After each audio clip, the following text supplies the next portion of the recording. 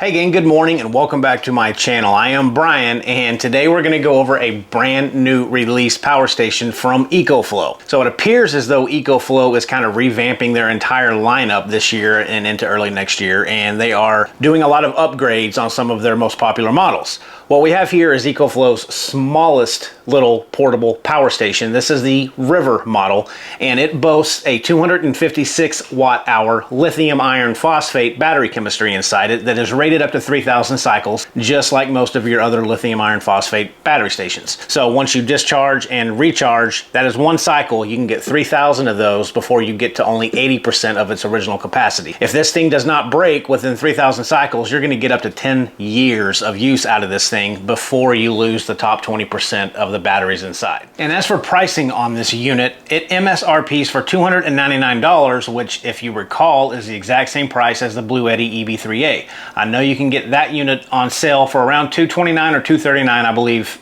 every once in a while. However, between October 25th and November 25th, you can get this thing for $209 with the links down below in the description. So that puts this thing at 82 cents per watt hour. And I think that's a very competitive price for what you're getting with this unit, being lithium iron phosphate, smart app connectivity, no charging brick, fast charging. You get a lot of good things built into this tiny little power station for 82 cents an hour. So I think that's a fantastic deal. Okay, so a unit like this, folks, obviously is not going to be running an air conditioning unit or a microwave or a hot plate or anything that requires a lot of power to run off of it. This little thing right here is absolutely perfect for your overnight tent camping. Throw it in the back of your truck on a road trip or whatever, because it doesn't have a whole lot of power built into it. But guys, this thing weighs 7 pounds. I would almost consider this backpackable if you have a big enough backpack, but it is crazy light. It's going to be absolutely perfect for those folks that just need to charge up their phones overnight, running a few lights, charging up your drone batteries after a few flights. That's what I think this unit is perfect for. Not for a long-term emergency type situation. Of course, you could use it for that, but it's a small battery unit, and this is geared more toward really lightweight, packable type adventures, I guess. You can carry this wherever you want to go. It's just very, very, very super portable. Let's move in a little bit closer, and there's only a few ports to go over with on the front, and then we'll get straight into testing and my final thoughts on it. Okay, so here's your close-up of the actual River unit. You can see my battery's at 78%. I've got an input and an output display gauge, as well as a runtime. And I've got my little wireless signal here indicating that I am connected to my phone. So you get all the information that I think you could ever want up here on the LCD screen. Then starting over here, you're gonna have your 12-volt 8 amp 100 watt max cigarette style output, and that is turned on here by this button down at the bottom. So just press and hold. That light turns on, and now this section of the power station is active. And then for your USB-A ports, you're gonna have two USB-As, and these are gonna be 12 watts apiece, and then you're gonna have an input and output bidirectional USB-C power delivery, and this is rated at 60 watts max. You're also gonna have two AC plugs here, and one does have the grounding, one is just your standard 2-prong, and this has got a 300 watt continuous running rated inverter with a 600 watt surge. This unit also does have X-Boost, so if you are running an appliance over 300 watts but below 600 watts, you can turn on X-Boost through the app, and it will run this unit. It will just lower the voltage of that device down to a rated 300 watts. And I'll show you how that works here in a moment, but just know this is rated at 300 watts continuous. No light on this unit, which is fine. And then on the back, you're going to have your AC charging cord. So no brick on this, guys. No charging brick. You just simply plug this into there and plug that into your wall, and you're going to be charging. You're going to have your XT60 input for your solar panels. And you've got your fan on the back, and that is it for this little unit here.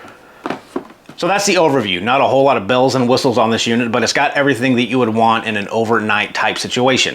And as for charging with the AC charging cord, again, no brick, but you can set this thing to charge at 360 watts input, and that's going to charge this thing up in a little under 1 hour. Now, I will show it to you, but you can go in through the app and decrease the amount of wattage going into here, because it's not always good to charge at 360 watts on a battery this size. I prefer to charge it around 100 watts if I'm not in a hurry. But just know, if you got to top this booger off really, really fast, you can update that input setting in your app and charge this thing in less than an hour. Now, my unit also came with a 12 volt DC cigarette style plug to an XT60 that you can charge up this unit. and that is going to be a rate at 100 watts max out of your car cigarette port. This unit did not come with an XT60 to MC4 connector for solar panels, so if you do want to charge this via solar, you'll probably have to pick one of those up on your own. Okay, so now on to the testing that I did on this little unit, and if you are not interested in seeing any of those results, I'll just go ahead and tell you it passed everything with flying colors, but I've got video to prove it in case you want to watch it. So the first test that I did was, of course, the DC capacity test. So I wanted to see how much actual usable capacity I could get out of this 256 rated lithium iron phosphate battery. So I hooked up my DC load tester and I ran it at around 40-45 watts, and I was able to pull out of that test 222 watt hours for an efficiency rating of around 87%. Now, anything above 85% in my book is good. That's pretty industry average. So I think 87% usable capacity on this unit is a good number for this little EcoFlow. Okay, so now let's go over to the inverter testing of this unit.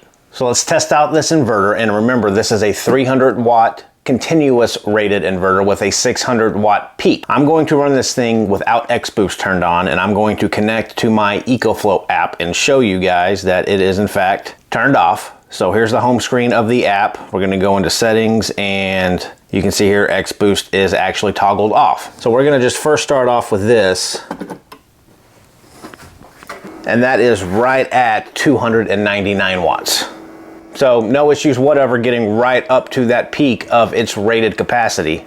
And you can see I've got 40 minutes of runtime if I were to keep this thing running nonstop. But let's give it a little bit harder push without the X-Boost. So here we've got my 500 watt heater, and this thing will get above 500 watts when it first kicks on. So let's see if the surge capacity will handle it.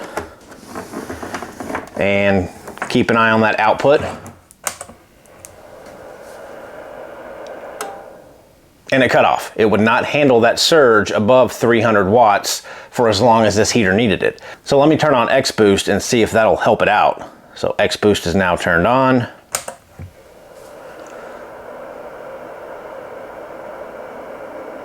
So that's really cool. You can see here that if I turn X-Boost on, it does not let this heater get above and beyond the cutoff rate of the inverter. So it's keeping this thing running at around 310 watts. X-Boost doesn't let your device go above and beyond your inverter's capabilities. So it just keeps it in a range to make sure that it stays running.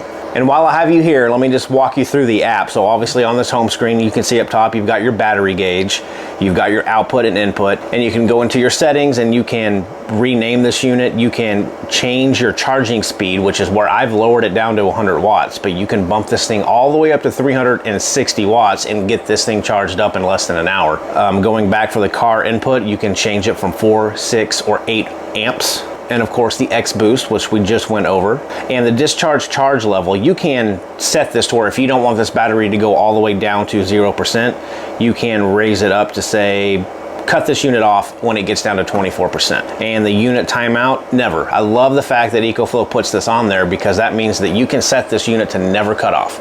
You don't have to worry about it turning off a machine overnight if you have it plugged into it, if you have it set to never. And the screen timeout, you can actually make the screen never cut off, or you can have it cut off in 5 minutes, 10 minutes, 30 minutes, whatever you prefer.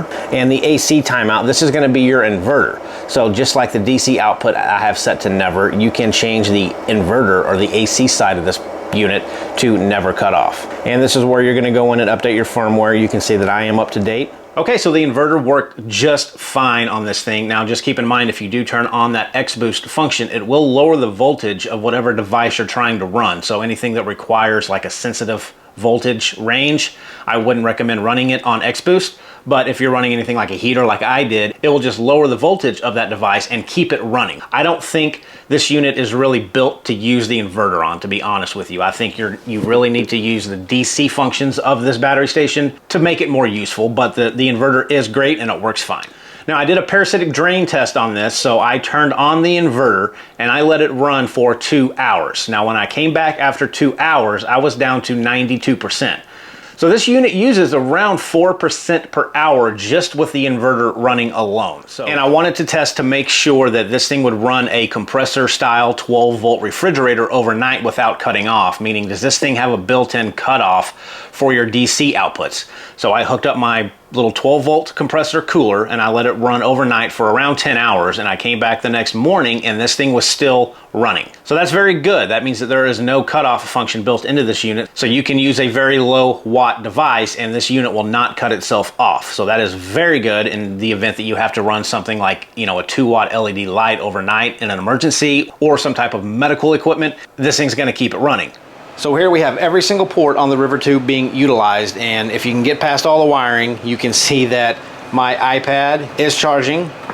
I've got my phone charging. I'm running a LED light. The 12 volt is running my compressor fridge, and the AC inverter is running my little Ryobi fan. And right now I'm pulling just a total of around 70 watts. And at this rate, I'm gonna get 2 hours because I only have 80% of my battery left. This unit works perfectly if you are going to utilize literally every single port. Now let's make sure that I can charge this unit while all of these ports are being utilized. Give it a go. So here you can see that I'm still outputting around 68 to 70 watts and I am inputting 106 watts. So pass-through charging on this unit works fine. Okay folks, so I'm gonna wrap this up with my conclusion and my opinion, and with that, I think this unit is perfect if you need a small power station for overnight truck camping, overnight tent camping, a really quick emergency type situation if you need to charge up a phone really fast, if power goes out. Because again, this thing is so light at 7 pounds, you can literally move this thing anywhere you want to. Now, this will not run a portable AC unit. It's not gonna run a hair dryer if you need to dry your hair. It's not gonna run a hot plate, anything like that. But it's perfect for DC output type functions, in my opinion. I probably would not use the AC inverter a whole lot because this is such a small power station, but I don't believe that's what this unit is actually intended for. So with the good, there are some bad if I have to nitpick. So I really do like to try to find things wrong with these power stations so I can tell you folks about them. And if I just literally had to nitpick, I would say the parasitic drain on this thing was a little bit higher than my other power stations that I've reviewed, given that this pulls 4% an hour off of the inverter when it's not even being used. This is a 300 watt inverter on a 256 watt hour battery platform. So that's a very big inverter on a very small power station. The other thing that I wish they would have added on this, and this is just specific to my case only, is a couple of DC 5521 output ports on this unit.